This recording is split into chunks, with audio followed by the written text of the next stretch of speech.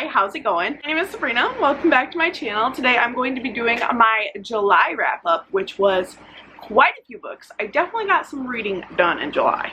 I need to like back this up. Back it up. Back it up. So I'm just going to be talking about all of the books that I read throughout the month of July, what I liked about them, what I didn't like about them, and what I rated them on Goodreads. So I read 3 of these in audiobooks, and then I read 6 of them physically, so I'm just gonna dive right into it. So the first book I read this month was The Secret Garden. This is a story about a little girl who is an orphan, and she is shipped off to live with her uncle, I believe he is, back in England. And he kind of lives in this huge mansion and it's empty. Him and a few servants are all that live there, and she is able to explore the grounds as long as she doesn't get in trouble. So she finds this secret garden that has these magical capabilities. It heals her cousin's legs, it heals her arm when she hurts it. It's a magical garden, and she just kind of wants everyone to know about it. So she learns all these little secrets about her mom who passed away, her aunt who passed away. She sees their ghosts around the house. It is such just a heartwarming story, and I really enjoyed it. I definitely gave this a 5 out of 5. I did not have one complaint about it, and neither did anyone else on Goodreads, which is really amazing because this is kind of one of those stories that are around forever. It is definitely an old tale, but it is so good. The next one I read this month was Where the Heart Is by Joel Knowles. I didn't have a physical copy of this, so I'll just put a picture of the cover right here for you guys to see. This story is about a girl who, she kind of lives in poverty. Her parents don't have a lot of money, and they're going through the process of losing their house while she is also going through the process of trying to figure out her sexuality. She thinks she's gay. She thinks she's bisexual, but she's not really sure. She's in middle school, which is a crucial time for children, and she's just going through all this stuff. And it is a really good coming of age story. We really learn to see her blossom as a person. She's trying to help her family out in every way she can. She's trying to help her friends out. She's trying to understand who she is. And really, it's something that I thought was fantastic, and I liked it a lot. I gave this book a 5 out of 5. I just loved it so much. I thought it was such a good story to read.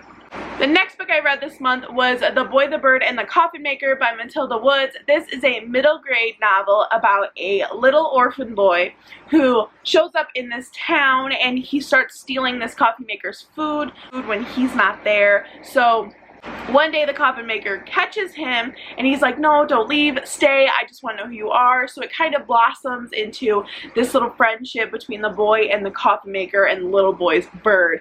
So he takes the boy in, and he kind of becomes his guardian, and he tells the coffin maker about how he's running from his dad. He's scared of his dad, and he just doesn't want his dad to take him home. And turns out the coffin maker made his mother's coffin, and nobody knew about the little boy when the mom lived there. And it is just such a heartwarming story, and at the end they kind of sail away to this island that they talk about in stories, and it is such a really cute middle grade read. I loved it so much. It was absolutely adorable, and I gave this a 5 out of 5. I would totally recommend it. Such a super read. I read it in one sitting. It was so cute. I was just obsessed.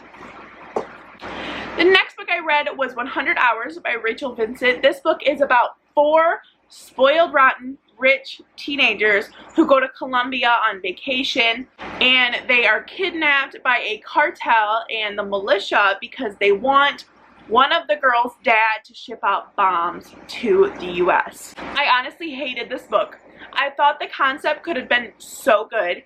It sounded super interesting, but the teenagers were so whiny, just self-governing. They were terrible. I hated them so much. It made me not even want to read the book. I hated how dramatic it was at times and then boring at other times. The first 100 pages, it's just them partying in Colombia, and it's not even fun partying. It's just like, oh, we went to a party and I got drunk and my best friend made out with my best friend. Like, it wasn't fun. And then the next 100 pages was like them trucking through the Colombian woods, like the Colombian jungle. Like, there's no dramatic things happening. They're just walking through the woods, hungry and tired. The most dramatic thing, which I feel like the author put in there just to keep us reading, was one of the girls is diabetic and was running out of insulin. So it was kind of this life or death with her. But that's the only really interesting thing I felt about it. I gave this a 2 out of 5 on Goodreads. It seems like a lot of people agreed with me with how undramatic it was. It was not very good. The next book I read was Jacky Haha by James Patterson. This is a graphic novel about a girl who is a super funny comedian, but back in her middle grade days, she was very confident. She just was not confident in herself, so she thought she could make up for her stutter with being funny, which made people stop laughing at her stutter and laugh at her doing funny things. So we just following her story through her mom being sent off to fight in Iraq, her dad she thinks is cheating on her mom with the lifeguard he works with, and it's a really cute story. I think it really touched on a lot of subjects that middle schoolers go through, because I think a lot of people think middle school isn't hard, when middle school is really that time where you find your friend group, you find who you are, and you kind of blossom from there. So I think this is such a really cute story about her finding her way, finding who she is. She doesn't have to be funny to be relevant, and I just really enjoyed it. So the next book I read was You Say It First by Katie Contugo. As you guys know, I am just a huge sucker for romantic stories. I am a hopeless romantic. I love everything romantic. Yes. So this book is about a girl who is a straight A student, Carnegie Mellon bound. Carnegie Mellon, what college does she want to go to? Hold on, I don't remember. Cornell. She wants to go to Cornell. She's a straight A student, does everything, has a really nice boyfriend, but she works at a call center she's one of those people that call and say, hey, are you registered to vote, and then helps you vote. She calls a man in Ohio that has passed away. When his son picks up, he's very, don't ever call this number again. I don't know why you're calling me. And she does something she is not supposed to do. She calls him back to apologize for how she acted. It kind of sparks this talking relationship where they're talking over the phone, all that good stuff. She goes out to meet him. They argue. She comes home. He comes, sees her. They argue. One thing I really didn't like about this book was they do argue a lot. They are very toxic to each other. And everyone's like, oh, that's just part of their charm. No, they're toxic. All they do is argue. So I would not recommend having a relationship like this. But I love how at the end they kind of get back together and they're like, let's try again. You know, we came together for a reason, which, yes, girl, I'm a romantic. Yes, you did. So I read this one this month. I gave this one a 4 out of 5. The only reason I gave it a 4 out of 5 instead of a 5 out of 5 was because I didn't like the relationship. They argued too much. Like, why are you arguing so much? Be happy. The next book I read this month was The Tunnel of Bones by Victoria Schwab. This book is about a girl named Cassidy. Her parents are, one of them is a historian, one of them is a ghost hunter, and they get together and they make this TV show where they travel the world's most haunted places and kind of tell the history and look for ghosts at the same time. Cassidy is their 12-year-old daughter who comes with them along with their cat Grim and her ghost best friend named Jacob. So they kind of follow her parents around to these super scary places, but the catch is Cassidy can see ghosts. She can cross over the other side and kind of meet these ghosts in the middle and try to send them on. So this is the second book in the series. This is such a really cute middle grade novel. It was a little freaky at times in the audiobook with the music and the ambiance, but overall I thought it was super cute. I loved it a lot.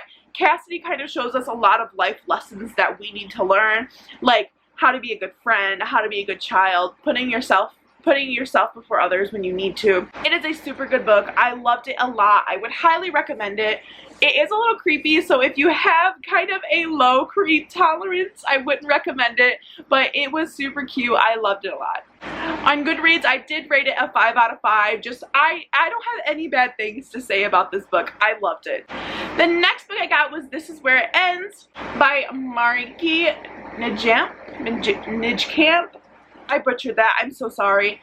But this book is about a school shooter. So we follow the 4 main characters. And why are you giving me the dirtiest look in the world, Zelda? And we are following the 4 main characters, which one of them is his brother, one of them is the school shooter's sister, one of them is his ex-girlfriend.